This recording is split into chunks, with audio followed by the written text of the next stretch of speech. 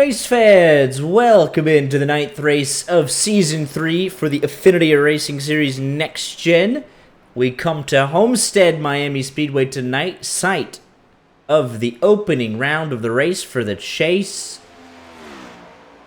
Here, 5 races left in the season to determine a champion here with Art. How are we doing tonight? I'm doing good. Excited to kick off, the chase for a championship, whatever they want to call it. We've given it a name. I thought mine was better. New feelings, jump, a week ahead, I guess. They bumped the race up, kind of caught us off guard, but we're here. Got home an hour ago, scrambling to figure out everything, but nevertheless, tonight's race information is as follows. 2 laps qualifying to set the field for the 120-lap main event. 55% fuel capacity gives us an estimated fuel run of 32 to 36 laps.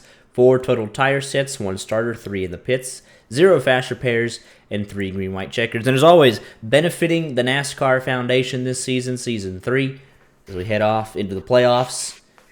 And appreciate all the work that they've done coming on alongside and on board with us. And just hope we can reach our goal before the end of the season. But 5 races left, 12 drivers. May the best man win. So we head out for qualifying. Here's one of the championship contenders for sure. That's Brandon Bowers in the 11 machine as he works off of pit road and begins his out lap. Another one of the championship contenders, obviously, Cabe McClenny. And can't forget about your regular season champion, Perrin Huggins, in the 24 machine. Look for one of these 3 to set the tone early here tonight. Big shout out to Jeffrey Rudik for sponsoring tonight's race. He sponsored Texas, Rudik for president of Texas, and Rudik for president of Homestead, Miami. Can't win the presidential election without winning Texas and Florida, so he's off to a good start marketing-wise. And who will get off to a good start qualifying-wise? Perrin Huggins sets off into 3 and 4 for the first time.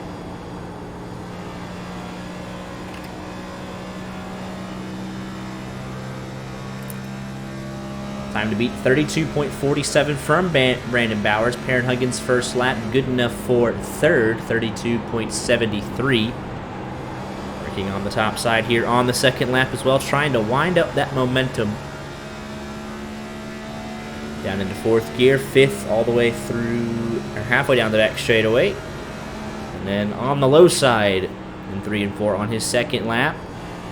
Keeping it in 5th gear, wants to minimize the wheel spin, power up as early as you possibly can. Bowers goes quicker on his second lap, 32.31.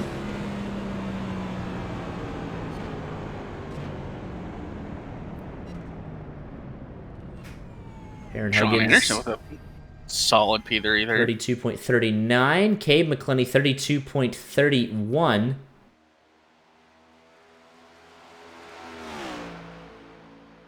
Five drivers separated by exactly 1/10 of a second. James Jimmy Fillers crosses the line. His second lap good enough for P5. Another one of your chase drivers, Andrew Tennell. You can see he's got the tricked out gold on the banner. His first lap good enough for P20. In that 45 machine.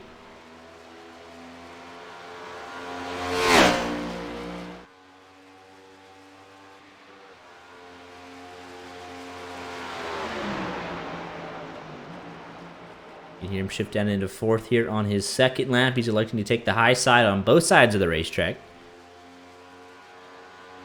The 45 machine, Tennell Parent racing driver crosses the line, goes to 18th quickest. William Failvich has completed both his laps. He's just getting some practice in. He's 10th quickest. William Bowman, the last man on a flying lap in the 53 machine.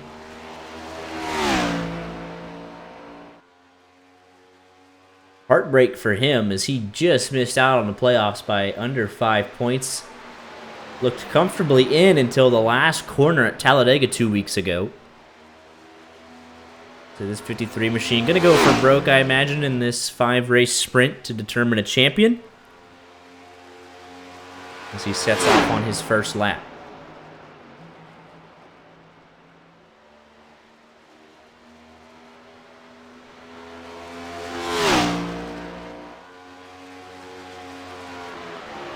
Will cross the line on his first lap. Good enough for P22. Will have just enough time to get in that second lap.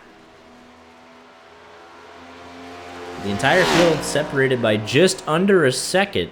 First, all the way down to 22nd. We have a couple guys at the back electing not to qualify. Fourth gear for the 53 through 3 and 4. Keep it off the wall. Don't want to invalidate the lap. Looks stable enough, but is it quick enough to get at least into the top 15 for William Bowman? And it's only able to beat his teammate, Kevin Boley. He does crack the 32-second margin. But that is qualifying. 23 drivers set a time. And we're ready to grid up and go racing.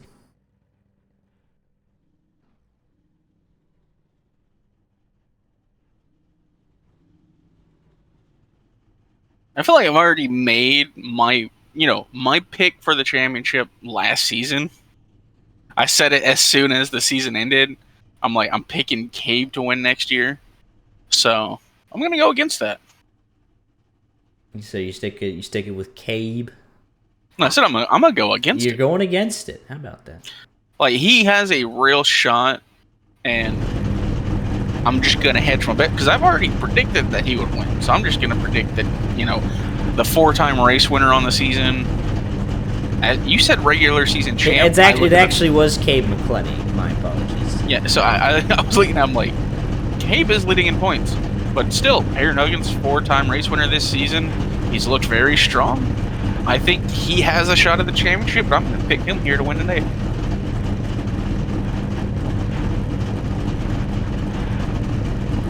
Picking Perrin for the win today or for the yes. Who's in for the I think I'm going to pick him for the championship too. So you're going Perrin Huggins, Homestead winner, and champion. Early champion pick here to start the chase, yeah. Well, go ahead and give me... Man.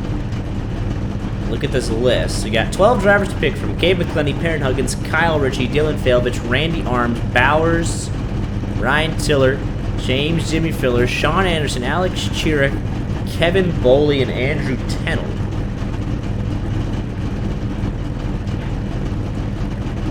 I'm legally obligated not to pick Randy, but he has the most top 10s, so that's impressive consistency in late race regular season. The man with the most top 5s tied is Perrin Huggins and Cabe McClenny. So go ahead and give me your championship leader outside Polestar. Give me Cabe McClenny. He was the regular season champion despite 4 wins from Perrin Huggins. So I think it's that consistency that'll give Cabe McClenny the win here tonight. At the end of 5 races, I think it'll get him the Season 3 championship as well.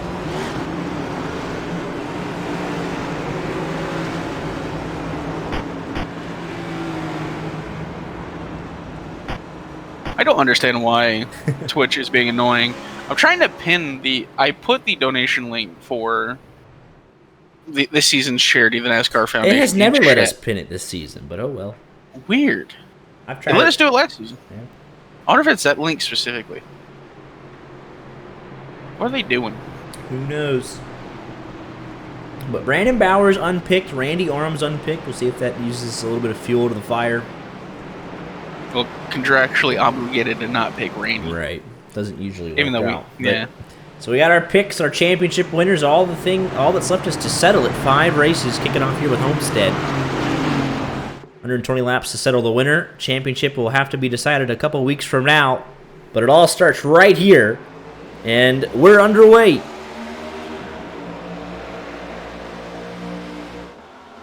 '27-car field here tonight. They all gridded up. We're all green, rolling into turn number 1 for the first time.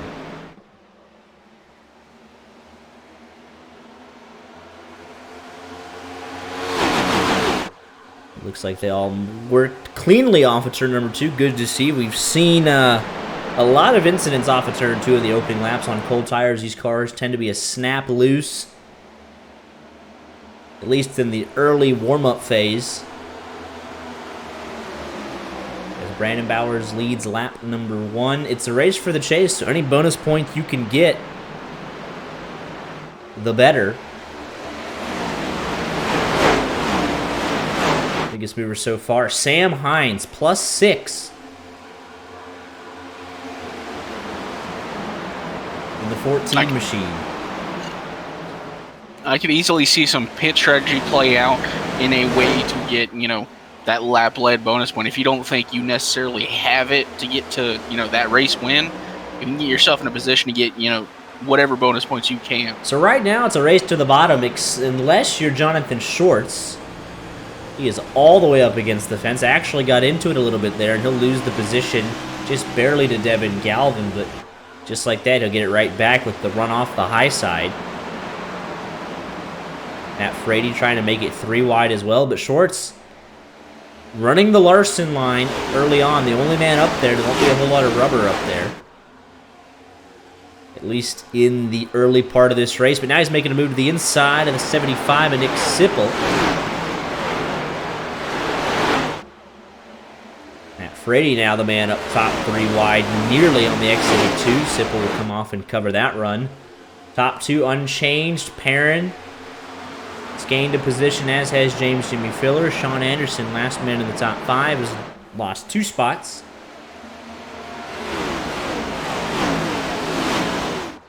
Kyle Ritchie trying to take away a position from Randy. It looks like he's done so. Have a battle for the lead. Cabe McClinney's ducking up under the inside of Brandon Bowers. He'll make that move. That's a power move there on the bottom. Actually had enough momentum to complete the pass, and he'll look to hold on at least through 3 and 4 and get that lap lead, a crucial bonus point for the 05 machine.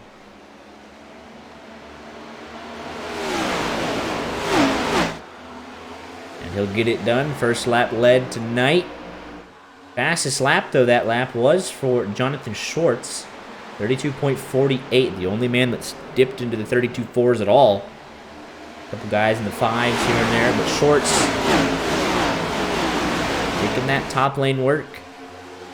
Now he's transitioning back to the bottom. Top 6 separated by just 1 second, so very, very close racing so far. All the way back even to just outside the top 20. Inside the top 25, Chad Adams loses out to Kevin Bowley, so we're racing through the entire field. Literally the battle for 26 side by side between Pinder and Pendergrass.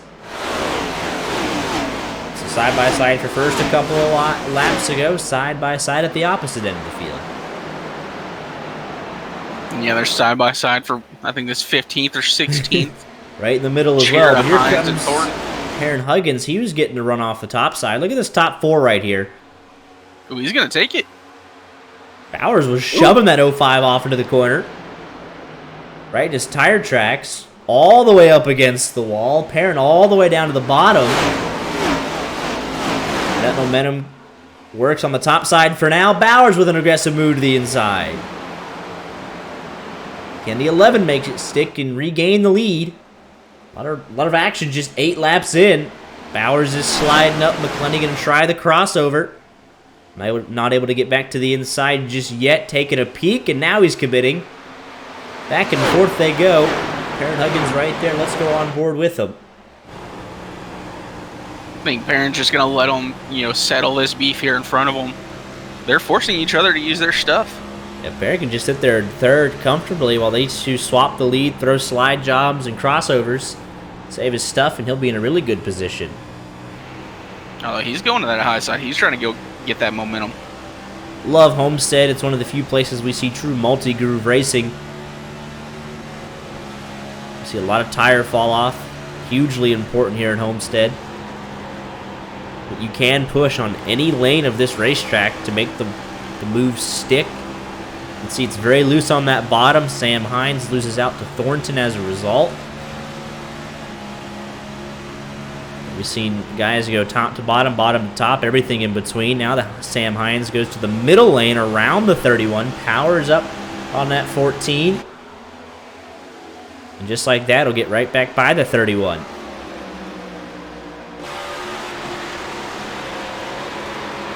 to question about our race leader, right? We've been with Bowers for, I think, 4 seasons now. Maybe 5. It's been a while. Would you say this is a down year for Bowers? Oh, we got a trouble on the back. Daniel Pendergrass was dead loose coming off a 2. Somehow saved it. Is this a down year for Bowers? Like, it sounds funny. He has 1 win, 2 top 5s, 5 top 10s. In an 8 races so far. That feels like a down year for Bowers. He does have the win. I think he's had some unlucky results as well, but Finds himself P6 only in 2 points. top 5s is somewhat surprising. I could be honest to that. It almost feels like he's certainly, and he's currently leading the race right now. He's had the best car, but it almost feels like he's had some increased competition this season, which he didn't have in the last 2. And it's like, oh, it's not the Brandon Bowers show. It's like he's having to share it with Perrin Huggins and McClelney now. I mean, Fillers has really kind of like stepped up. Randy is consistent. Failvich has been good all year. Yeah, so it's really just everyone else upping their game as well and giving him more of a challenge, where he's not, oh, he's the dominant car. I mean, I remember when it was preseason prediction. Oh, Bowers is going to win the championship. We're going to just not pick him in some races. It's too obvious. Right. Now it's like, And he did not win the road course this year. He did not win it. So no, that was Cade McClelney. That used to be Brandon Bowers' wheelhouse. Instead, he won at Kansas, so no surprise he's doing well here at Homestead. You can run multiple grooves. Yeah, I remember the days of Brandon Bowers almost lapping the field on road courses. He'd be up there with, I think, it was Fillers and one other person that would just stay ahead of him. Or stay, unlapped. Yeah, but it shows you the competition level that these guys are dealing with. Perrin Huggins won 4 races and was not the regular season champion. He won half of the regular season and was not the regular season champion. I mean, that just sounds absurd to say. If someone in NASCAR won 13 races out of the 26 regular season races and wasn't the regular season champion, you'd be like, what happened? The race that he didn't win was Cade McClelney up inside the top 3 usually. I mean, for stats, Cade McClelney, 6 top 5, 6 top 10s, only 1 win.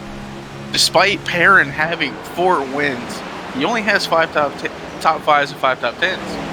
So, somehow Cade is just slightly more consistent. It's almost that boom or bust, which we talked about. I remember the season opening race at Daytona. Perrin Huggins didn't even, I don't think, finish half the race. It was multiple laps down off sequence. I know he was involved in some stuff at Bristol off the top of my head. So it's really now with 5 races left, you can't afford to have a mistake or you get wrecked and finish 28th.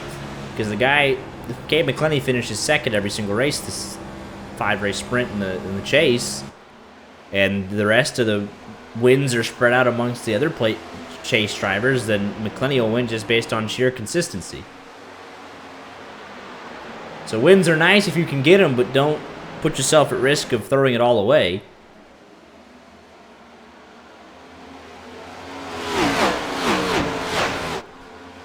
Don't think we needed to say it, but I forgot anyways. Would like to clarify. The drivers on the top of your screen, highlighted in purple, are your playoff contenders. So you can see Bowers, Huggins, Fillers, McClelney, Kyle Ritchie, Randy Arms, Failvich. Your top 7 are all playoff drivers. The first non-playoff driver, Jonathan Shorts, leading the charge in 8th, right around the outside of Nick Sipple. Devin Galvin, a strong 10th, came up a little bit short in the last couple races of the season. Had a chance at Talladega, got wrecked on the first lap.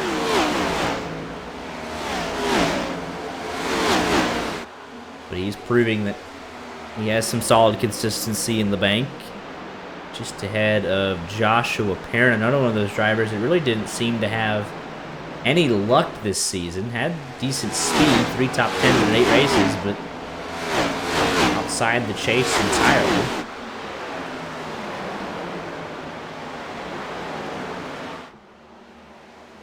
The battle for the leads now heating up again. This time it's Perrin Huggins and Bowers side by side off of turn 4.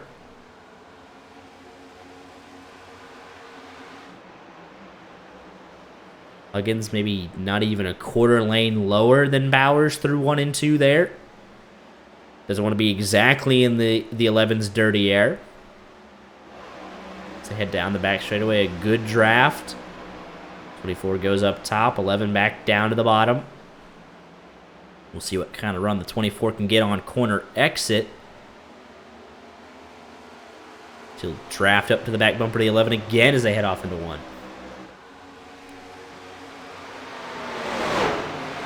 Yeah, Perrin's really searching. Just seeing if he can get grip up there. Doesn't look like it's really coming to him. You can see Bowers, he's trying to break the draft just a little bit. At least down the back straightaway that time. Battle for 3rd. Cade McClenny, Kyle Ritchie. James Jimmy Fillers. Randy Arms just right there looking. As well, so it's a quartet of drivers here battling for the last spot on the podium. Failvich, 7/10 back from that battle. Ooh, McClenny in the wall. 76 almost followed him right in it. Jacob Thornton, I believe, is having an issue to the inside on the front straightaway. Let's take another look at what happened here to the 31 machine, and he just gets deadly loose off of 4, and I don't think he's gonna hit anything too terribly hard, and he didn't, so well done hanging on to it at least. But let's take another look from the far chase angle. He's middle 3 wide. Casey Brown on his inside, Tiller to his outside. Just gets loose right down in front of Casey Brown. And good job locking it up to not come back up the racetrack. And just a slight tap to the inside wall on the front stretch. I don't think it'll be an issue. Like, I'm going to assume it's not going to be. There are no lights at... Oh, are there lights at this track? I can't... There are. I don't think they're loaded. They're not loaded in for me because I have low settings. Bad computer. It is incredibly foggy. As I was saying, it's had a haze almost since the drop of the green flag. So, through the eyes of a sold-out crowd here at Homestead Miami Speedway, you see Brandon Bowers continuing to lead this race by nearly 7/10 of a second over Perrin Huggins. Cade McClenny in 3rd. Would not want to be in this weather. Like in real life, it says it's 70 degrees outside. It's this foggy. That's humid as heck right there. And look at this battle right now. The midfield hornet's nest week in and week out continues to be a challenge to break out of. On board here with Tony Scareboat. 15th to 20th, separated by just over a second. It's all 3 wide action. I can't find it again. I was going through the field. No. 59, 95 got number inverses going at it down the back straightaway. Who's going to be the last to dive in? Looks like the 59 a little bit braver on corner entry. He really drove it in deep. So that's a sign of a good handling race car, at least on the longer runs. He was able to maintain that momentum. Now Pinder making a pass here to get into 19th. That 95 dropping back just a little bit towards the tail end of this run. Yeah, Devin got loose there. Almost contact with the 53. Just doesn't... Oh, 53 17. Loose. They're both loose. All 3 of these guys are loose. 95 does back out of it. Yeah, but the tire fall off here is pretty bad. Got to crank it up redemption from Jeffrey Rudik, so here we go. We'll be happy to oblige. It's his race after all.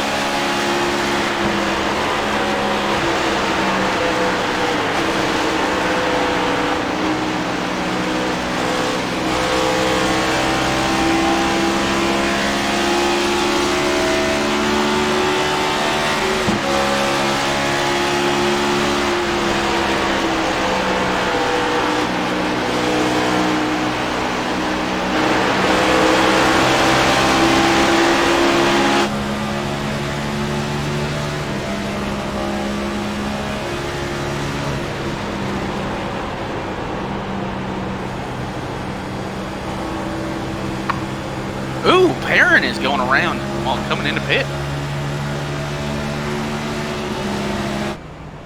Let's go back and take a look at it. That'll lose him a lot of time. Let's see, he just gets on the transition and just snaps loose on him. Good job able to hang on to it and not get it stuck against the fence, but it was a lot of time lost when the competition is this close at the top. Yes, this is the first round of green flag pit stops. It's right about 32 to 36-ish, so right in the middle. Here comes everybody.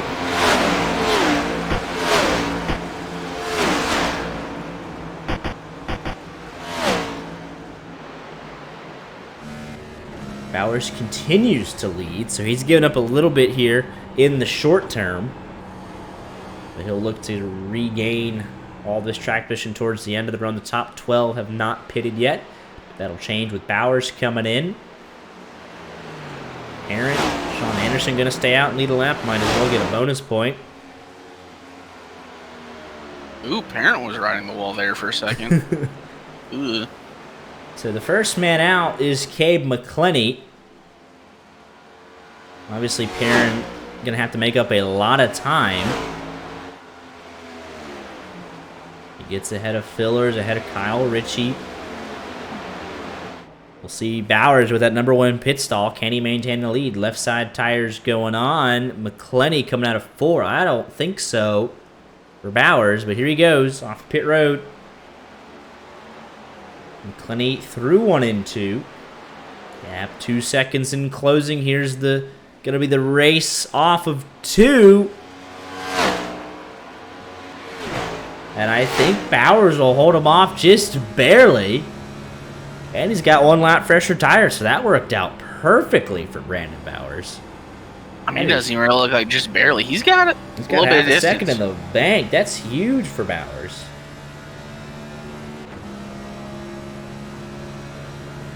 I wonder if this weather is affecting the car. It has to be. Because, like, imagine you practice, like, you know it's going to be evening, but it's still Florida. So you're running in clear conditions. You show up on race day, and it's cloudy, it's foggy. I think we should let it rain. I genuinely looked at it to make sure. So I'm like, this looks like some bad weather. What if we messed up? Well, everyone gets to putt around at 50 miles an hour. Tenold coming in. I could almost bet you he would have wanted to stay out and lead a lap, but John Anderson getting great fuel mileage here. The winner 2 weeks ago at Talladega. Cale McClenny was your All-Star race winner.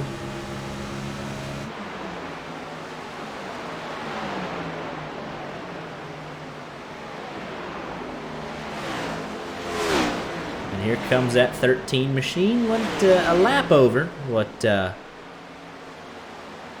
people were saying pre-race, but if you're a little generous on that throttle, you could easily get an extra lap or 2 out of it. Bowers will take the lead back over. Fastest lap of the race, 32.36 from Casey Brown. So we've dipped into the 3s now.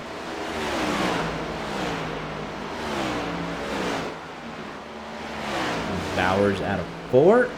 John Anderson on pit road. But he'll have some speed towards the end of this next run. He'll have a couple lap fresher tires to run him back down. And he is down and away. Perrin Huggins back down to 6th, so it did cost him a little bit. About 3 seconds it lost him. It could have been right up there in 3rd at worst. And it could potentially cost him more with it, you know. The entrance being what it was, it's going to take more off his tires. He was the first one in, so those tires are going to be the first to go. Brandon Bowers responds now. He's got a second lead over Cabe McClenny. He knew that nobody picked him to win or the championship, so he's putting on a clinic through the first 39 laps. We'll see if it continues. 1/3 of the way through this race.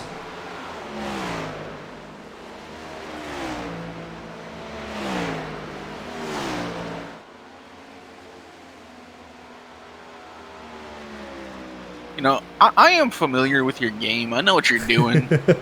You're talking up Bowers, like you're saying that he's put it on a clinic. You're just jinxing. You're like, we didn't pick him, but I'm gonna talk him up. So Sam Hines and Daniel Pendergrass had to come back in, I believe, for a penalty because 35 for Hines, 34 for Pendergrass. So it looks like they had to come in and serve a pass through. So that puts them off sequence, a couple laps down each.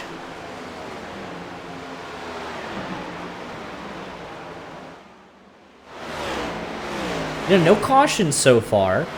So we're on a blistering pace right now. Officially 1/3 of the way through this race. The Rudik for President 120. All 27 cars still running. Closest battle right now. 4th and 5th going at it.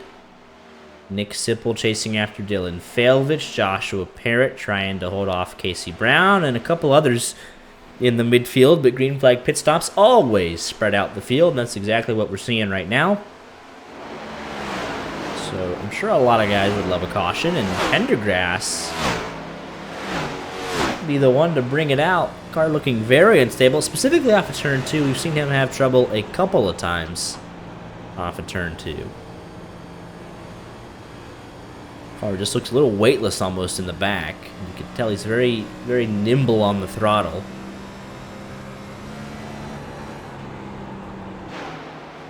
But it's, let's go on more with your race leader here. It's not easy to work around Homestead. I mean, you see the corrections your race leader's making. He's got 2 seconds in the bank to play with. But it's still a handful, even for your race leader, on both ends of the speedway. Tough to keep it off the apron, especially out of 4. Tough to keep it off the wall. It just wants to dart up. It's loose off of 2, tight off of 4.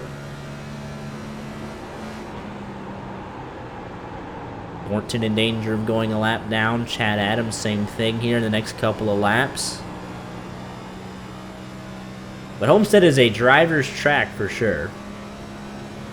I mean, very clearly with, Bowers able to make his presence known early on. 2.2 seconds almost the lead.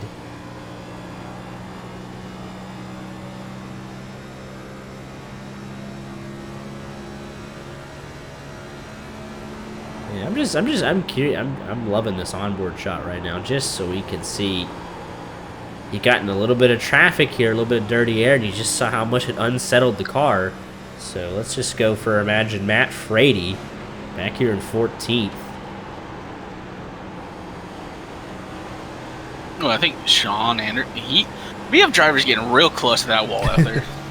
You see the corrections Matt Frady's making in trying to navigate through traffic.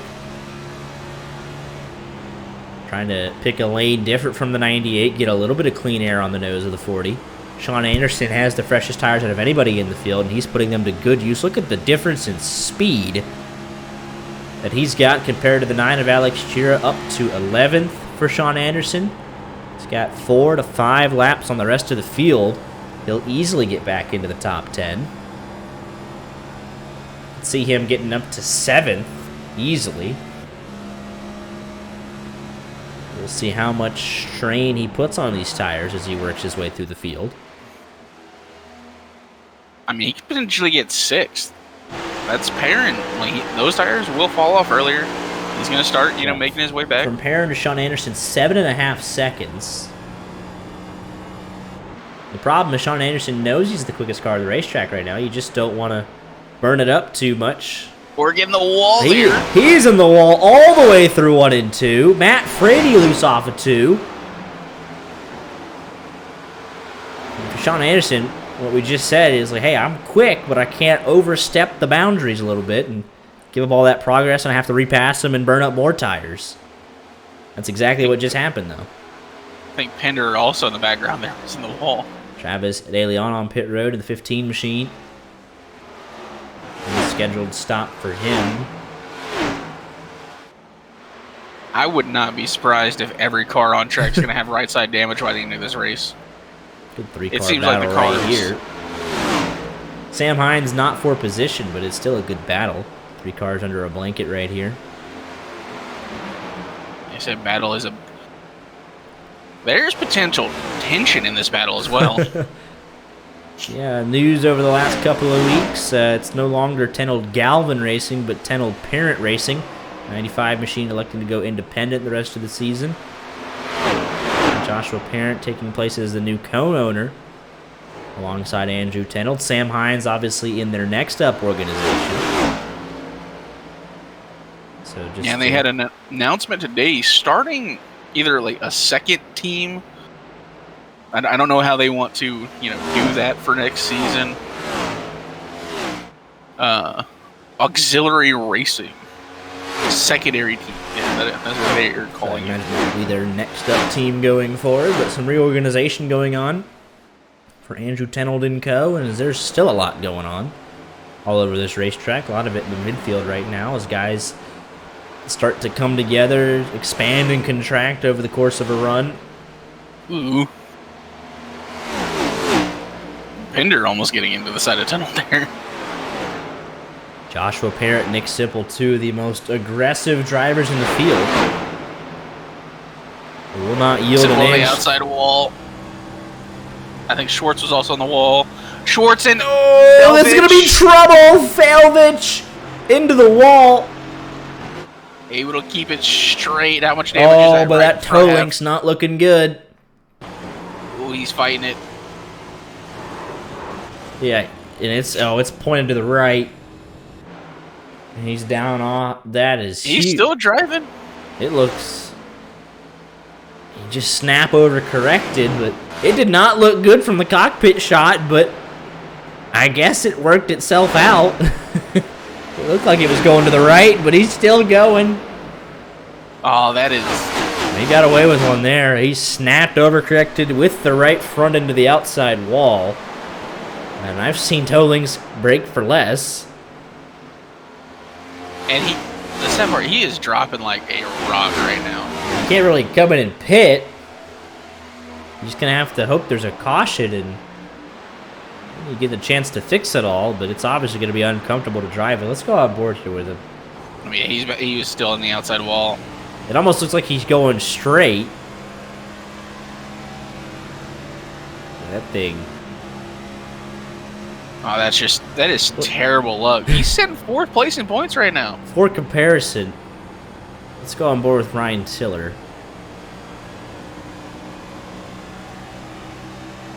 It is not pointing to the right on the straightaway like Falvich's is. Yeah, it's pulling to the right.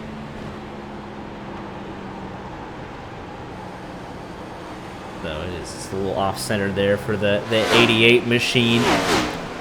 Gonna have to nurse it as much as he can. Not required repairs though, but still it is not as it should be. You see the right front damage there to the 88, and he's just gonna have to nurse it around. He's probably upset with himself that he didn't spin all the way around and bring out a caution. Now he's got to deal with this car at obviously not peak performance.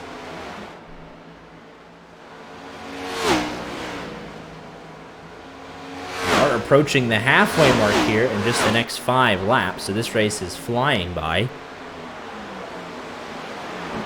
Sean Anderson back up into the top 10. He'd get up to 7th. That's probably now 8th, maybe, but he's been fighting hard on those tires, which by now have given up most of their grip. Schwartz, Sipple going at it. Chira, Frady in the mix. Casey Brown, Scarabo, Falvich. This next group. Evan Galvin, Pinder, and Bowman, and then all the way back, 23rd, 24th, Brandon French, Jacob Thornton. Everyone else kind of on their own at the moment.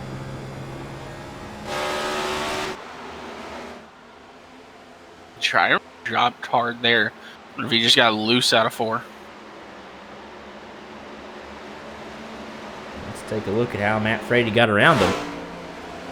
And you were very correct on that. Nine machine loose off of 4.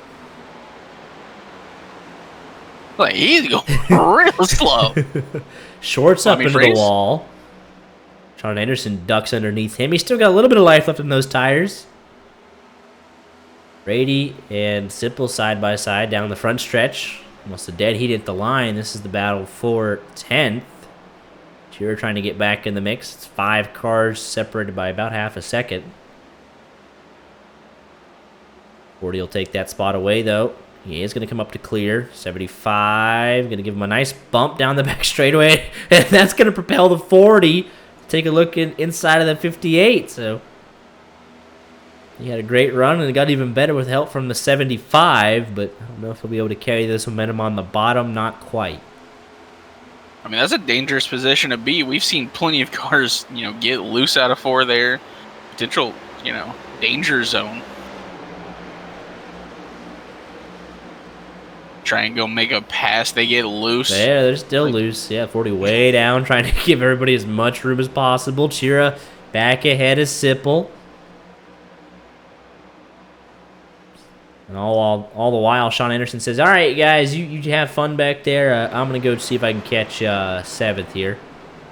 You guys settle it amongst yourselves.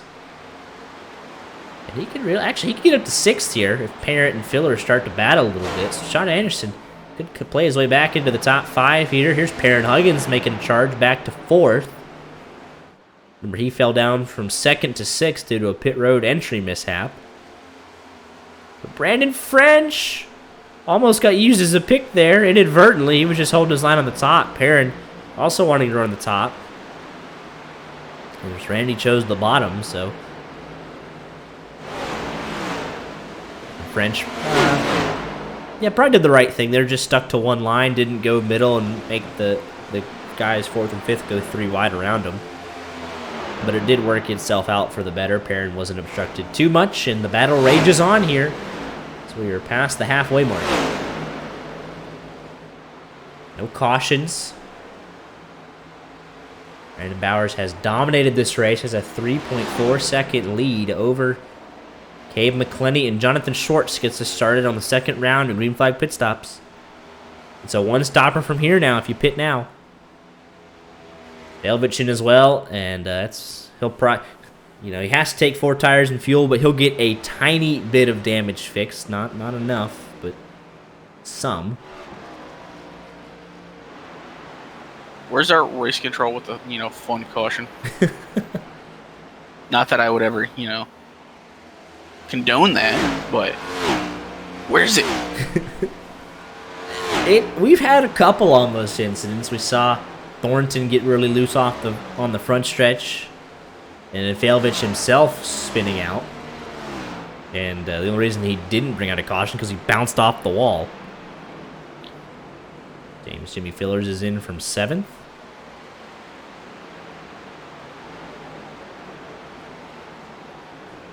Kyle Ritchie, Randy Arms in 4th and 5th. Thornton in as well in the 31 machine. Great looking car, by the way. That 31 looks really good, especially as we transition to under the lights here. Yeah, the fog has gone away as far as I can tell. It's at least a little better. So I can actually see the cars. If there's one thing the ARS field does right, it is look good under the lights. Kay McClenny is in. Bowers continuing to lead. He has an even bigger lead than he did on the first sequence, so... Oh, but look how loose he was there. Same thing with Kevin Boley right in front of him. It is deathly loose out there for these guys.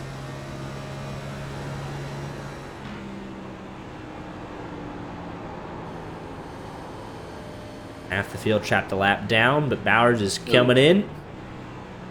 Aaron Huggins 8.5 seconds back. What will he elect to do? Looks like he will... I don't think he's led today. Unbelievably, Perrin, so he'll finally stay out and get a bonus point.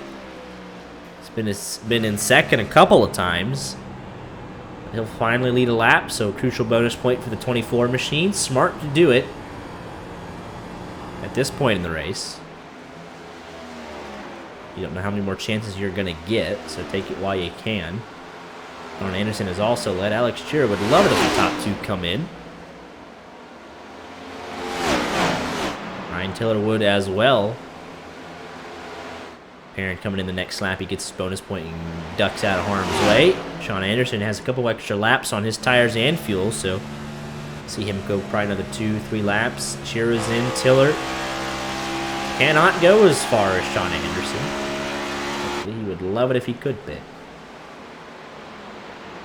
Andrew Tenold also staying out. Kevin Boley, the only other man to do so as well.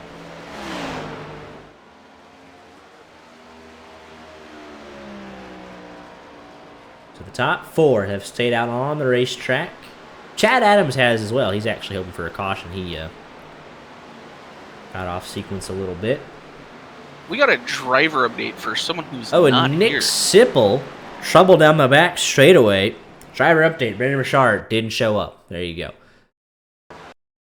Man, oh man, this 75 was loose all the way off of 2. Matt Frady, I gotta see this from his point of view. Frady nice and gingerly trying to get back up to speed. Take a look to your outside. Hello. I'd be a little scared. You see that, like, you see him trying to correct it back right, and you're like, oh, he's just going to come up and hit my door, ain't he? Look at it. Look at him fighting the wheel all the way off the exit. But it was that second gassing it up, and then he thinks he has it here, and he doesn't. A lot of runoff there. He doesn't hit anything, loses a lot of time on his new tires, so that's a killer for his race.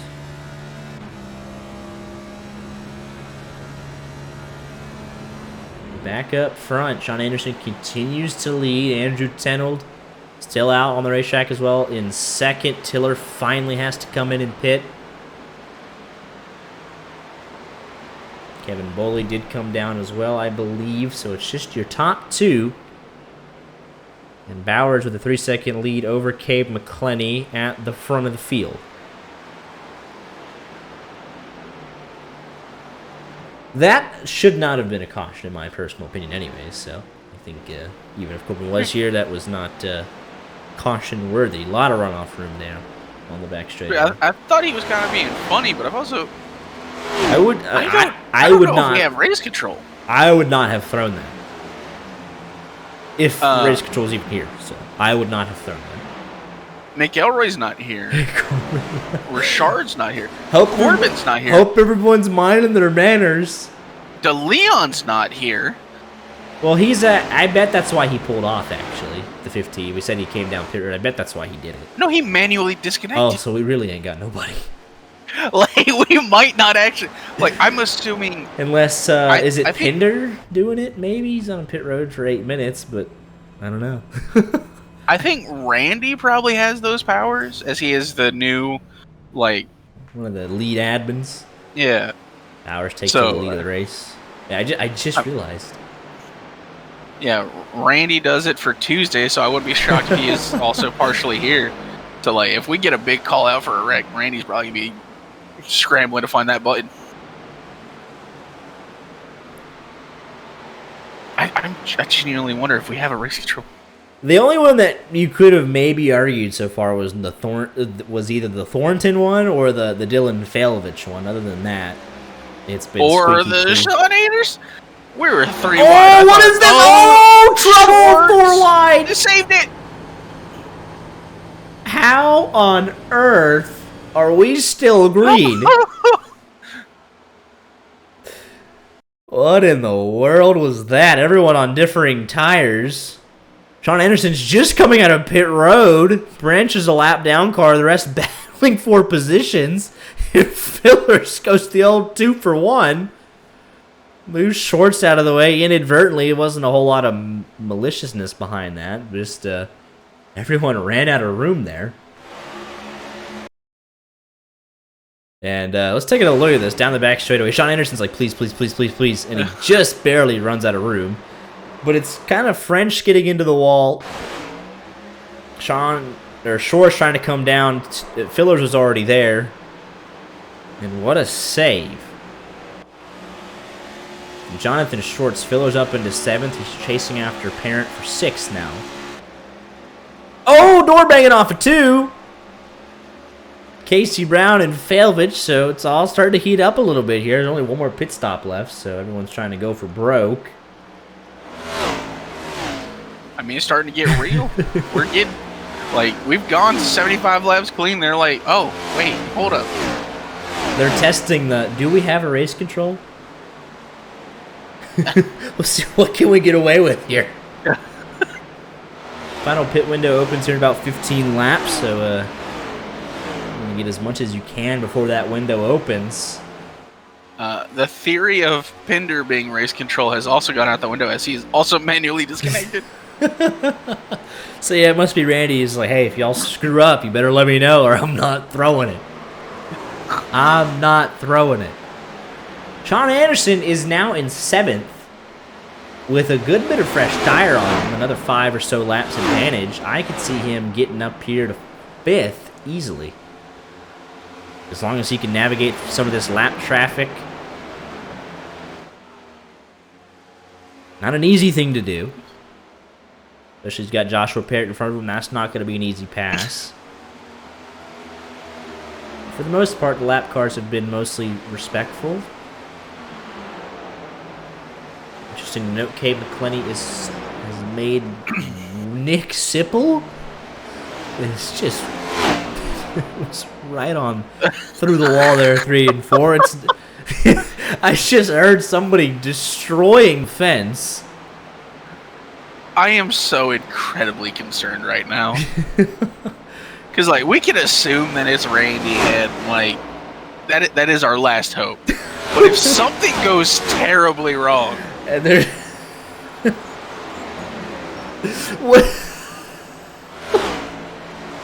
What is the 75 doing? Is he just riding the wall? He's not doing it in 1 and 2, but he's completely blown 3 and 4 the last 2 times. Like, he's acting like he's... I mean, not riding. Yeah. He's just up. Oh no, Devin. Oh, trouble! But let's see, what is he doing here in 3 and 4? Yeah, he's just wall riding. Yeah, I don't know. Well, I mean, we got that on broadcast. So they're probably gonna. Yeah, this is gonna break. I'm not trying to be a narc, but it's very noticeable when you're racing around 2nd place. You're not doing it in 1 and 2. Well, now I don't know. I mean, well, now you're just wrecking. But I got.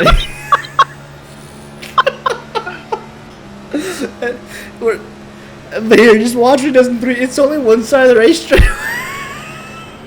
What's he doing? What's the point? He's not even. It's like, actually, what's the point? I mean, he might. Is he trying to help Cabe catch up to Bowers? Like, but why is he not doing it all the way around though? Like, what's the point of racing half their lap and then throwing it away? And I don't get it. He's like, somebody help me understand. I'm genuinely confused. Like, here we go. Like, what? I heard him do it the first time. I was like, oh man, he just blew the corner, knocked the fence down, but he's been doing it 4 laps in a row. And he hasn't really made any noticeable time. Like, he's just... He lost speed there. Right. I don't know. But he's not doing it in 1 and 2, so like, what's, like, is 3 and 4 that much better? I don't... Oh, Kyle Ritchie, hang on to it. If I'm Kyle Ritchie, I'm a little spooked right now.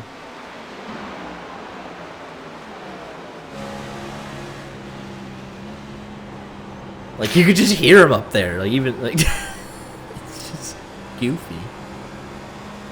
I know he's probably... He pulled on Kyle Ritchie! I know he's probably frustrated because he was in the top 10 easily, then he spun after our most recent round of pit stops. But, yeah, that's something else. Say the Hail Melon don't work at Homestead, but he's trying. It did for like a lap or 2, but now he's just kind of maintaining. I don't know. Is he trying to catch up to William Bowman? Like, there you go. Like, that is crazy. I mean, sometimes, like, the toe link is genuinely gets speed. The toe link's eventually just going to collapse. I don't know. Like, he does actually gain speed sometimes. Like, if he misjudges it at all, then the toe link's just going to explode. Like, if he just goes in there a little bit too hard, it's over. We have now also lost Pendergrass. So 3 cars out of the race. believe Chad Adams. No, Chad Adams lap down, trying to figure out our lead lap. It's only 16, yeah, so I misjudged that by quite a lot, actually. Bowers about to put 10 on even a lap down here, so we're only at 15 cars. Here we go, good battle here. So we kind of reset a little bit for the final stint. Field window will be open here in about 5 to 10 laps.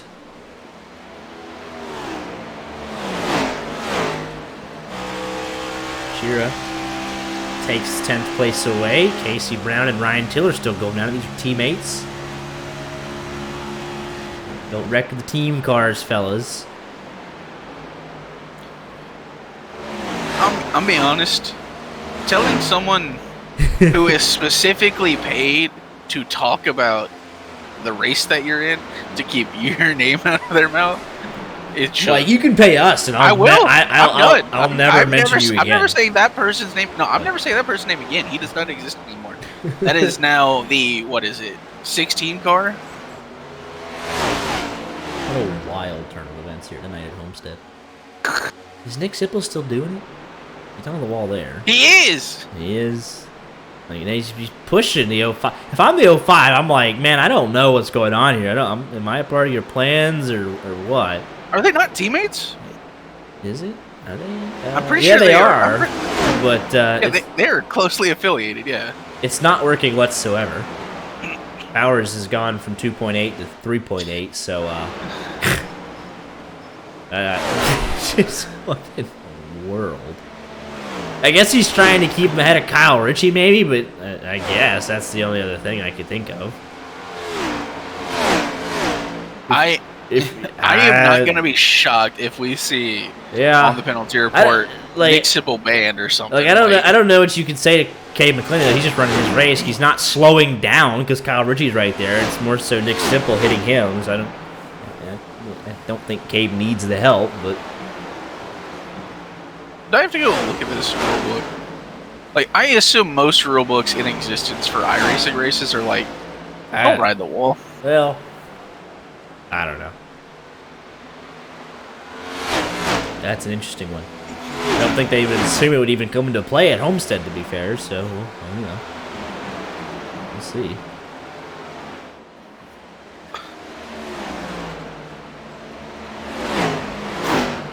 But we're mostly spread out as we head to the final round of green flag pit stops. No cautions through 89 laps. Blistering pace from your race leader. Brandon Bowers has led the majority of tonight's event, looking to get his second win of the season and start off the backmarkershop.com race for the chase on a good note. That's the official name. I did look that up. We are professional, yes. Canada actually got back by. That didn't last for long.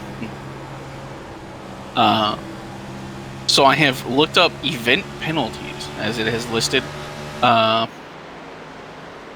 far as I can tell, the only thing that is listed for potential things is on-track danger. At any point, if a driver is being a consistent menace on the track, admins will quickly discuss black flag penalties or removal from the race.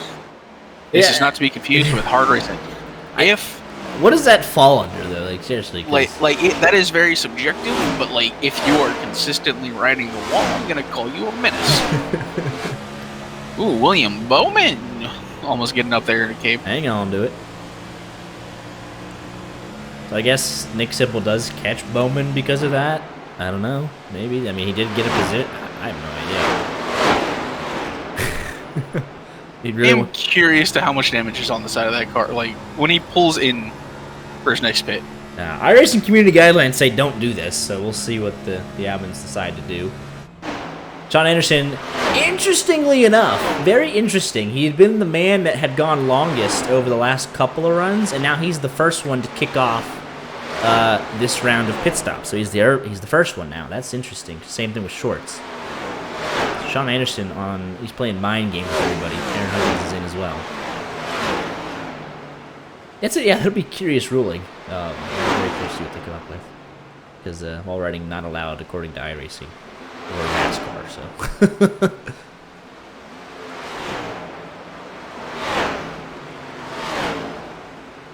Schwartz is out. See, that's crazy because Schwartz is in the top 10. Perrin is like is 5th, I believe. And you saw the difference just on pit road. It's almost it is a stark difference. How about Failvich hanging on to 13th though with what it? Oh, Nick Sipple. Oh boy. Hang on to it. Oh, he didn't hang on to it. That's got to be the right front gone. Yeah, well, there's the left front gone. That's for sure. Park it, lock it down. Get off the track, get off the track. There we go. All right, well, that ends the Nick Sipple experiment. So.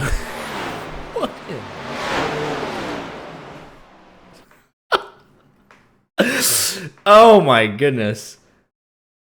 So he actually catches up to Failvich, I think, naturally. So okay, so at least he's not on the wall here. I'll give him that, and we'll just take a look at what happened here. Little bump draft, all fine and good, everything good. He's trying to turn it down. He doesn't actually hit him very loose to the whole corner. He hits the apron, snaps into the wall. William Bowman also loose as a result, but he'll still go in, and Nick Sipple ends up dead as a result. So that is the sequence. My goodness. And yeah, that's a thing right there. That's wow. But final round of green flag pit stops are underway. Schwartz unlapping himself, getting one of his laps back. He's 2 laps down as it stands, but he'll get the other one back once Bowers pits. 24 laps to go. Gabe McClenney is in for his final stop. Casey Brown, Joshua Parent, Failvich, Kevin Bowley all in. James Jimmy Fillers is in. French leaving. And Bowers, your race leader, in for the final stop. Don't speed. You've been near perfect all night. Looks all okay to me. Second place is 24 seconds back, so they won't even get to lead a lap out of this. It will be Perrin Huggins trying to close. And then with Cabe McClenney, as he works off a 2, as Bowers is now getting to his box. So this is a clinic from Brandon Bowers. Matt Frady is your new leader from Ryan Tiller, just barely. Tiller with a little bit fresher tires, though. I expect Tiller to clear here, and he'll desperately want to get a lap lead. Okay, McClenney works into 1. Bowers leaving. And there is Cabe right there, so Bowers comes out 3 seconds, pretty consistent like he's been all night, and he'll look to build on that gap with 1 lap for sure tires in McClenney. Tiller does lead the lap. Frady is in. Andrew Tenold also staying out. So it's just the top 2 that have yet to come into pit. 22 laps to go. That could potentially be probably the only race that has been caution-free this season, I'd have to say, Art. I believe so. We're on track for it, obviously, at this moment. Tiller is in. Tenold might get a lap lead. It'd be close. He might have to go another one. Tiller coming in. And Tenold just barely gets it, I think. No, he does not. Oh, wow. So he'll definitely want to stay out 1 more lap then. A lot of drivers have gotten playoff bonus points tonight, and that includes a decent number of the playoff drivers. Ryan Tiller, Andrew Tenold, if he stays out 1 more lap. Sean Anderson. Obviously, Perrin Huggins, Brandon Bowers, Kate McClenney. So, good bit of them have led laps tonight. Kyle Ritchie hasn't, but he's been inside the top 5 most of the night. Randy Arms, same story. So, it's going to be very competitive. Tenold does get that lap led.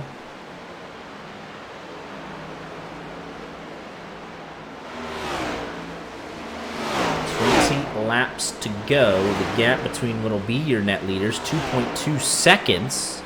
Bowers working through a little bit of traffic here. You know Cabe's going to push as much as he can to try and close up, put a little bit of pressure on him. But eventually, I think Bowers will be able to stabilize the lead.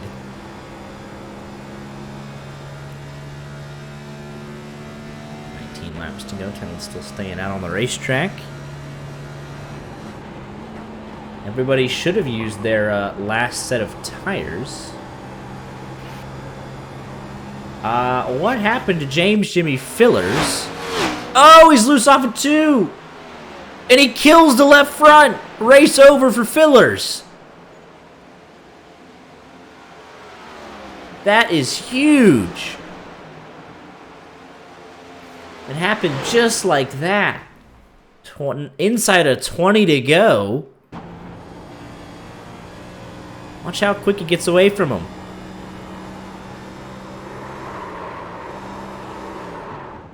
He thought he had it, gassed it back up. He didn't. Right into the inside wall.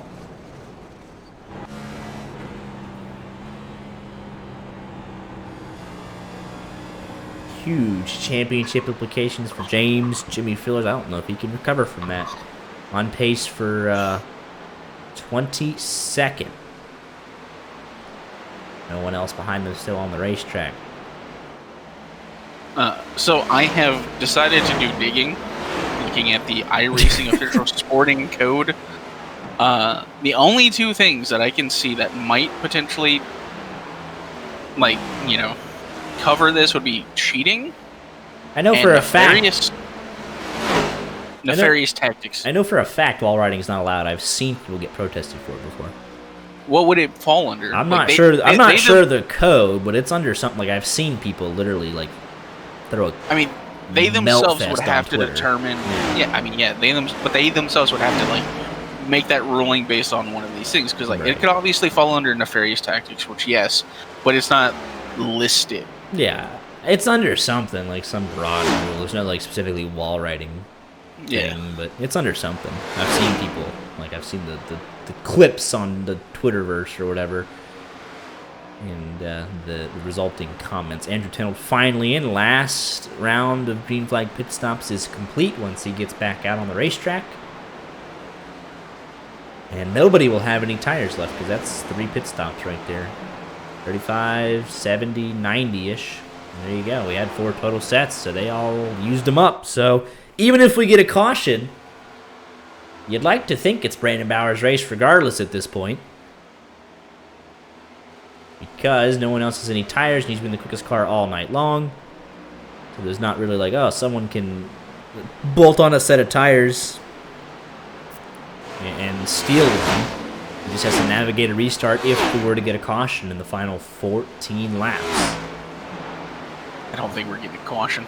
But closest battle right now is between Perrin Huggins and Kyle Ritchie. Half a second there. Casey Brown, Alex Chira, Tiller all within a second of each other. So, a couple battles, but everybody else spread out city. 3 green flag pit stops will do that to you. Thank you for the clarification, Jade Owls. I certainly didn't know. That's kind of where I figured it would fall under. It just makes the most sense, unless you went with using illegal surfaces, which I mean, technically, kind of.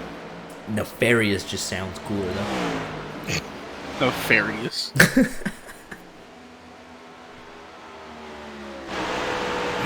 Chira closing in on Casey Brown, 0.2 of a second. He's got 2 lap pressure tires. He pitted on 97, Brown on 95. Kyle Ritchie also 95 for him, 92 for Huggins. So slight advantage to Kyle Ritchie here in the last couple of laps here, the battle for the podium. We had talked earlier in the race about a couple of guys that have really upped their game this season. Kyle Ritchie would be one of them for sure. I mean, all of TTSL has. Dylan Failvich, he's looking like he'll limp home to the top 16-ish. I mean, a top 20 with how broken that car could have been. It is definitely not handling well. He qualified 10th, but dealing with a lot of damage on that 88 machine. It's about the midway point of the race. Here comes Ritchie for the podium. 11 laps to go. Just a couple of laps fresher tires, but Perrin obviously going to make him do it the hard way. Let's go on board with this 76. He's going to have to try and gas it up and carry some momentum off the corner.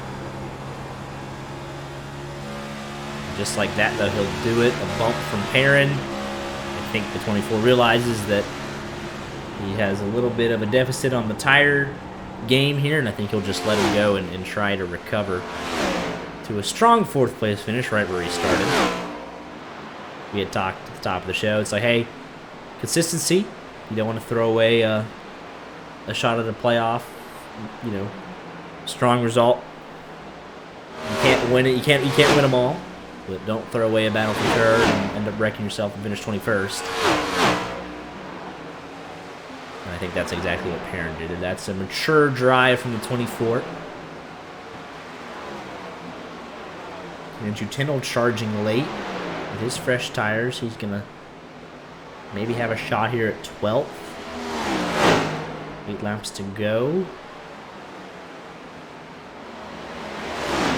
Bowers 2.2 seconds ahead of Cade McClenny.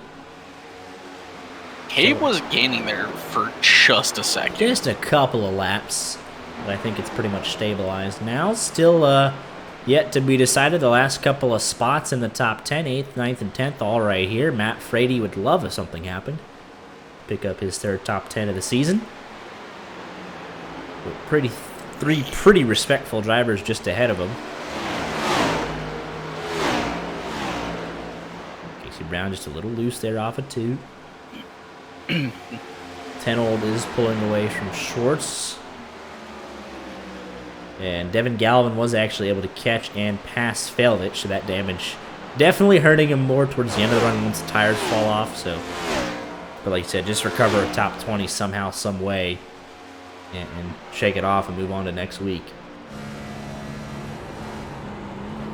I wonder if they're, like, I know you have like the software that lets you see if anything happens. Right. But I wonder if there's anything we missed that could have potentially been a caution. It feels oddly suspicious that the one race where we don't know if we have a race control is the one race we probably going green the entire way. We haven't had that much attrition. I mean, Travis De Leon pulled off 45 laps into the race before anything got real spicy. Pender lap 57 retired. Pendergrass lap 76. We saw what happened to Sipple. Unsure of what happened to Brandon French. We saw what happened to James Jimmy Fillers, but other than that, I haven't really seen too much. The incident with Schwartz and Fillers at one point, that was the only other thing, so I think we've seen most of it, to be fair. It's just one of those races where every time there was some sort of incident, they all bounced off each other or a wall and got themselves righted and going in the right direction, so. And once we had that, really once you had that second green flag pit stop, that really spread everybody out. And there wasn't really a whole lot of, you know, opportunities to have a whole lot of battles with cars closely grouped together where there could be someone overstepping the bounds and a caution comes out. Bowman on fresh tires gets around Schwartz. Trying to recover every spot he can. Looks like 10-old, his fresh tires will run out of time to catch Scarbo. Brandon French ran out of talent, according to Pendergrass. His words, not ours. Straight from the 16 machine. 3 laps to go, 2 once we get off of 4. This time by Thornton trying to close in on Failvich. And that 88, that damage really hurting him. And the only other battle here, 8th, 9th, and 10th. They're all about half a second or so, give or take, a 10th or 2 apart. With just 2 laps to go. So really, the only battle we have right now is for 17th. We start the second to last lap. Thornton. He was our first incident, I guess you could say, of the night when he spun off of 4. Great save to not kill that car on the front stretch and trying to battle back. And also on the very last lap, Devin Galvin is catching Schwartz as well. But working off of turn number 4, white flag in the air. Dominance from Brandon Bowers. Just has to make it around one more time. Wait, what? Don't do this to me, Brandon Bowers. Don't you dare. That was almost the saddest thing I've ever witnessed in a broadcast booth. Just gotta work through 3 and 4. Come on, internet. Come on, hamster wheel. Whatever you're gonna say. Through 3 and 4 for the final time. Brandon Bowers, absolute dominance statement made here in the opening round of the chase. Winner at Homestead. McClenny and Richie round out your podium. Aaron Huggins chased by Randy to close out your top 5, and looks like Shorts. Galvin pulled away quickly. Thornton and Failvich to the line. With the Failvich. And Chad Adams and Nick's. How did Nick Sipple get back on the racetrack even?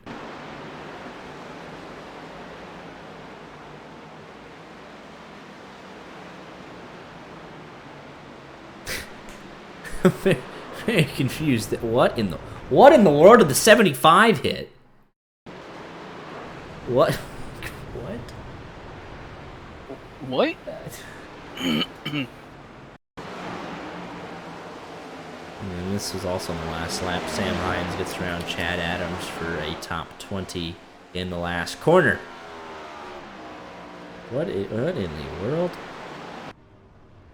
And they're just going at it off track somewhere, but dominance from Brandon Bowers though as he starts his burnout. I mean, that is a statement made here. 4 races left, and all the momentum is with Brandon Bowers, you'd have to say. That was a whooping. I mean, I talked about, potentially a down year. He's like, it's a regular season. It didn't matter. Right. Can't believe the Bucks said that on Twitter. Man,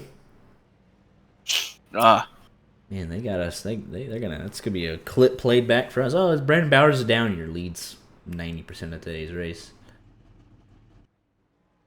That is a dominating performance. We're waiting for him to hop in the interview room, and we'll let him take it home. Oh, he's in Jughead. But here with your race winner tonight, Brandon Bowers, a near-perfect drive.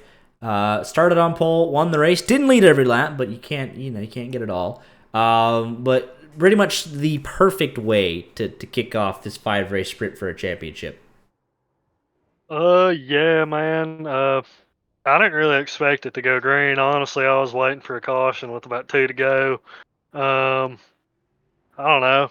I thought I didn't think I was going to be that good tonight because I didn't practice at all. I just kind of stopped in there. But yeah, man, it was fun. Glad to get the meat missile in Victory Lane. It's been a while, man. Yeah, second win of the season in 9 races, so not a bad season whatsoever. But a lot of competition this year, and it's good to see one of the originals get back to Victory Lane and in such a dominating performance like we're used to. Yeah, it looked like a handful up there tonight. A lot of cars lose sideways, bouncing off the turn 2 wall, but I imagine that's Kenny's like, hey, it puts it back into the hands of the drivers a little bit. Oh yeah, man. I love long runs. I would literally pay for more fuel in this league. That would be amazing. 100% fuel. I'm an advocate, man. I would vote for that in a heartbeat. I would actually protest in the streets for that. Well, anyway, man, I love the long runs. When we get long runs, I do better. But when we get the restarts, I get killed. So, unless it's Texas, then I just suck. So. Well, appreciate the insight, and that was definitely on display tonight. The long runs, dominating performance, so correlations there. Well, congratulations again. Great way to start up the playoffs, and we'll get any shout-outs if you have any. Can I get a shout-out from my buddy James Jimmy Fellers with the Meat Missile design? He come in with it original, all black, everything, matte. Been on him for years to get matte black on the car, and he finally did it. It's paying off, man. It's aerodynamic and all that. Too, and also, and let me get a shout out, Mason Parker. Absolutely, that's it. Congratulations again, sir. See you back here next week. All right, see you, man. Here with your runner-up tonight, Cade McClenny, started second, finished second. Very consistent night from your point of view. anything differently you could have done tonight to track down Bowers? You were the closest one to him pretty much all race in terms of pace. We're about 2 to 3 seconds. Anything different you had up the sleeve tonight, you think? No, I really like this track. I like running the fence and stuff, but for one of my better tracks, Brandon was just gone. So I don't know what more I could have done. I love this track. I was waiting for it to go to the top, and I was like, oh, I'll catch him once it goes up to the top. Then we pitted. All right, next time after we pit, maybe it'll go. And it just never went to the top. So I was kind of hoping on that, banking on that a little bit. But no, really consistent. I mean, second all race. Like we maybe dropped to third for a second, but other than that, yeah, second. Feel like I'm the bridesmaid all freaking season. I finished second more than I have won. So, but that's fine. Consistency is gonna hopefully prevail for the championship. But yeah, not too bad for P2. Absolutely. 8 of the top 10 drivers were playoff drivers, so stiff competition these final 4 races. It was the consistency that won you the regular season championship. And obviously, while you'd love to have wins, second place, not a bad way to kick off the 5-race sprint for a championship. Yeah, it's definitely not. This was one of the biggest races I was looking forward to, and I didn't have much practice this week. We went racing in real life, so I was working on the car all week and ended up winning this weekend. So I'll take a second tonight if that means winning Saturday. But no, that was a good one. I'm proud of it. Good job to Brandon. He kicked ass here, so that was cool. But yeah, just thank you guys for broadcasting it. Thank you, Doug, for helping me once again. And go check out my YouTube, KO5. Absolutely. Well, congratulations again, and we'll see you back here next week. Yes, sir. See you boys next time. All righty.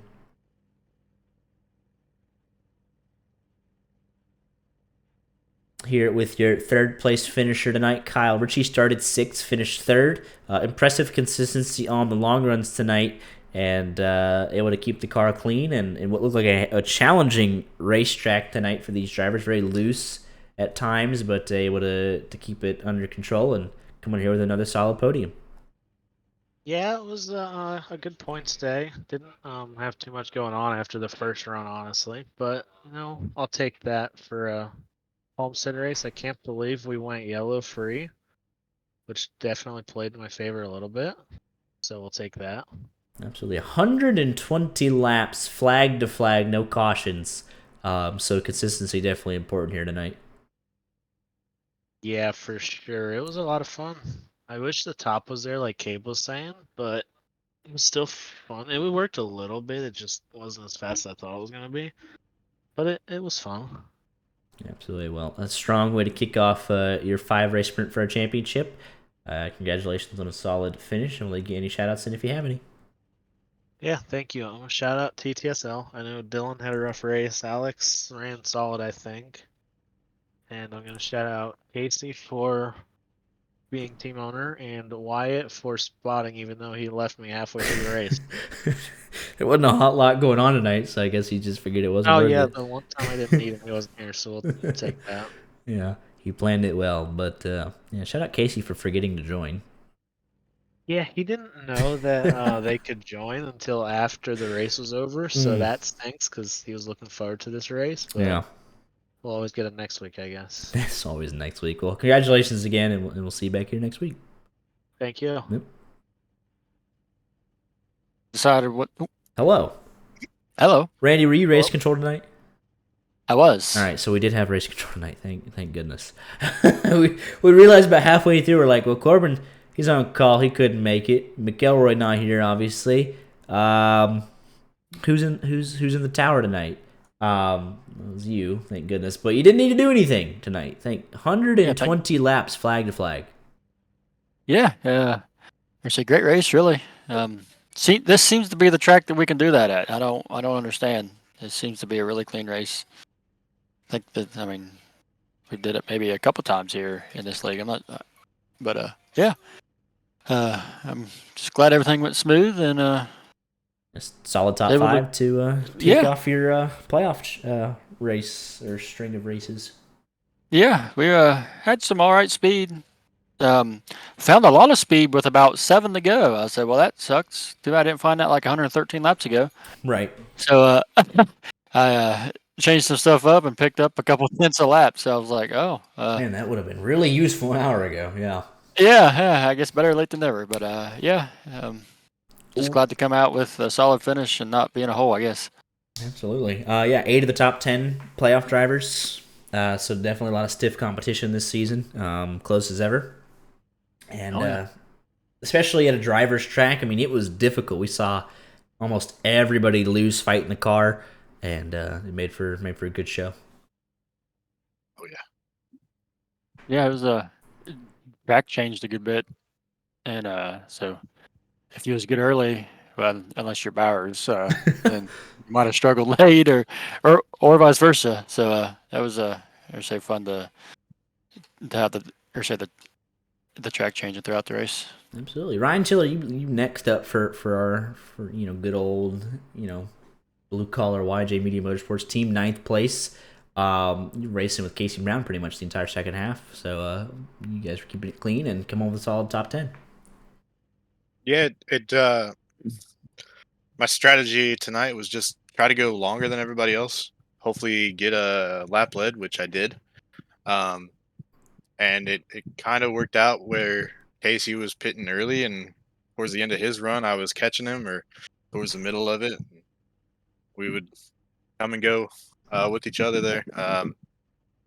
Just a simple thing. I wasn't trying to undercut anything to gain any speed. Just trying to stay out on the track, hoping for a caution, so I can trap some of these guys a lap down and get track position. But I think with Bauer's speed, that wouldn't have mattered. He would have passed me regardless. But definitely a good long run track for me here. And I don't usually have long run speed, but I feel like I'm faster on the long run here than the short run. So good to get that top 10. Absolutely. Now, Casey Brown, 10th place tonight, battling the inverse with Ryan a lot tonight. So what was your take on it? Yeah, we had a mediocre car. Wasn't fast, wasn't slow, just right down the middle, I guess. I mean, 10th place, pretty happy with it. We're not in the points, so we decided to take 2 tires on that last pit stop and just stay hell with it. Whatever happens, happens. But it was fun to race with Ryan. I was trying to beat him. Actually trying to wreck him there since I, tried to get him back for the All-Star race. But all fun. I did nothing wrong to you. Oh, man. You need to relax. But all joking aside, it was a good, clean race, and we'll take a top 10 finish and go into next week. Absolutely will. Tony Scarbo, you were kind of in that midfield muck tonight. Ended up somehow coming out, unscathed for the most part. 12th place, up 5 spots from where you started. Yeah, I mean, I think a couple guys sped on pit road or something, because there were a lot more around us. But no, solid night. I mean, I wasn't really in it. Felt like there at the end I had some good speed staying up with the leaders, but yeah, too late to have speed, so whatever. Well, appreciate the time, fellas, and we'll get them next week. Thank you. Yep. Here with Andrew Tenold, your 13th place finisher tonight, and at the moment, sole representative of Tenold Parent Racing in voice chat. So we'll let you sum up the team's night. Long, very, very long. 120 or 120 laps under green flag. Yeah, flag That to was flag. tough. Yeah, I mean, Flag to flag. I know you say I it's a don't- long night, but in terms of time, it's actually way shorter because we didn't wreck. But Yeah, I can imagine we only- in the car itself doing 120 laps without no break. Oh my god, It my feels a arms little are bit dead. different. Yeah. Yeah, but a solid night for all of the TGR or TPR. Oh my god damn it! Can't believe I said that. Anyway, solid night for the Tenold Parent Racing organization.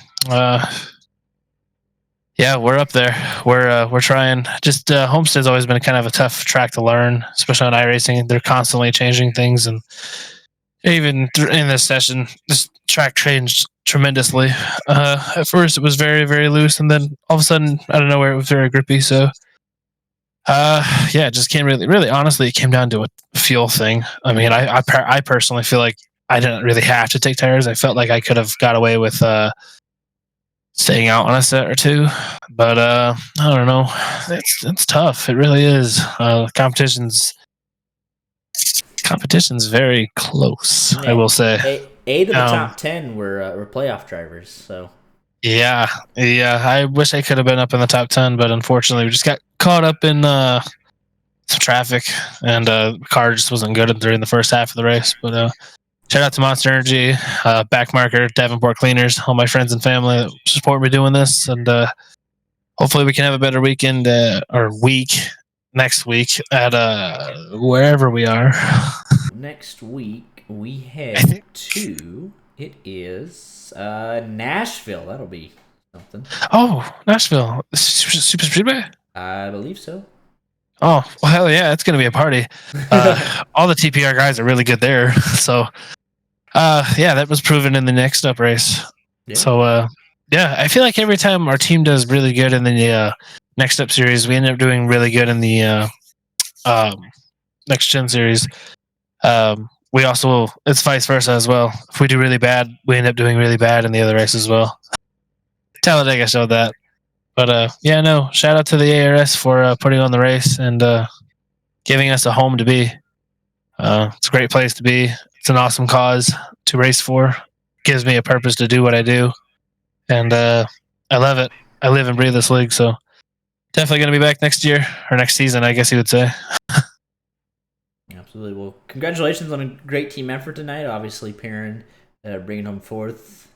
Perrin, as usual, 7th, and then you 13th. So all 3 cars inside the top 13. So a good night. Actually, yeah, you're right. Don't forget Sam. Sam is part of us for now. That's right. He's the next step contingent. So yeah, but next season, just yeah, we cooked during the off season before the season began.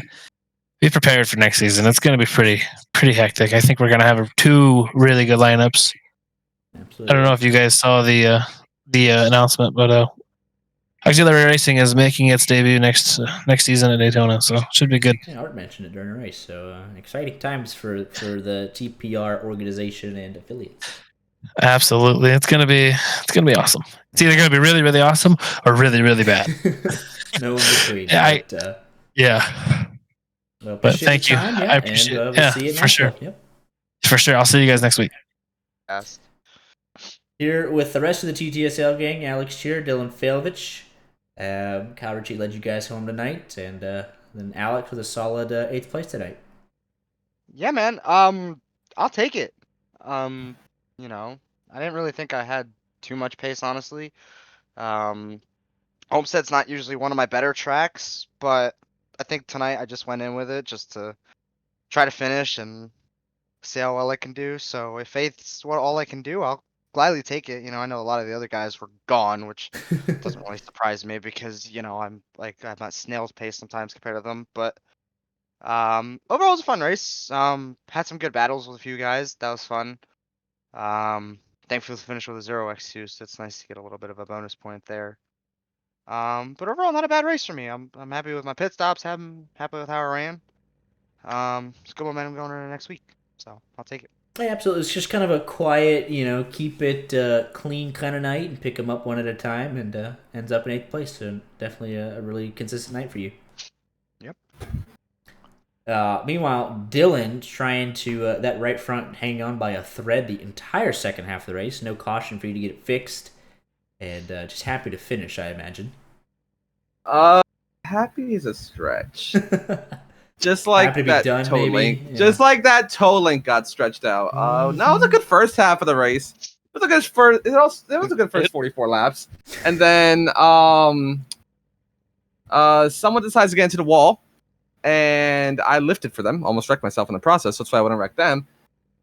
And it was like, okay, that's fine. I was faster than him. I'll get back around him. He might race me hard a little bit, but we'll get around him. I get around him. 4 laps later.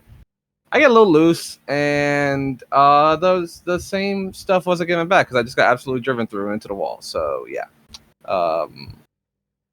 didn't keep that one in the back of the head. Definitely 4 races left in the regular season race for the chase. So time to go for broke, I imagine. Yeah, I'm just kind of pissed because I feel like I lost. Well, I finished 17th. I was running 5th. I think I would have easily had like at least 6th or 7th. So there's 10 points there. Lost a 0x, so there's 15 points. So we're going to have to get a little spicy with it to try and make that up. Absolutely. Well, appreciate the time as always, fellas, and we'll see you next race at Nashville. Ooh, oh god. Thanks for putting it on there. Thanks for putting the stuff on. Thanks for keep doing this. Absolutely. They don't seem too thrilled to be going to Nashville, but it is what it is. Nevertheless, I think Art is away, so I'll just go ahead and recap my final thoughts on tonight's race. Flag to flag, impressive to see everyone up on their game tonight for the opening race of the playoffs. So really, really excited to see that. And let's go ahead and bring up your final race results. Jughead on top, 3.2 seconds. Kyle Ritchie rounds out your podium. Only 11 cars on the lead lap. And a whole host of others 1 lap down. And then really after Chad Adams, and that's all your race of attrition right there, all the way down to 27th.